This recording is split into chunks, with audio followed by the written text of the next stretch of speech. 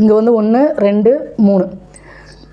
இப்போ பாருங்கள் 1 + 2னா நமக்கு 3, 1 + 3னா 4, 3 + 2னா நமக்கு 5ன்னு வருது. அதாவது இதை வந்து அடுத்தடுத்த பக்கத்தை ஏதாவது 2 அடுத்தடுத்த பக்கத்தை எடுத்து கூட்டும்போது நமக்கு எதுவுமே 7ன்னு வரலை. அப்பங்கும்போது இது வந்து நமக்கு நிலையான பகடை. நிலையான பகடையாக இருந்ததுன்னா நமக்கு என்னன்னு பார்த்துருக்கோம், எதிரெதிர் பக்கங்களின் கூடுதல் வந்து நமக்கு 7 கிடைக்கணும். அப்போது இது வந்து நம்ம ஃபஸ்ட்டு 2 சைடும் கூட்டி பார்க்குறோம். 3ஐயும் 1ஐயும் கூட்டினா நமக்கு 4, அடுத்து 3ஐயும் 2ஐயும் கூட்டினா 5, 2ஐயும் 1ஐயும் கூட்டினா 3. அடுத்தடுத்த பக்கத்தை கூட்டும்போது நமக்கு 7 வந்து கிடைக்கல.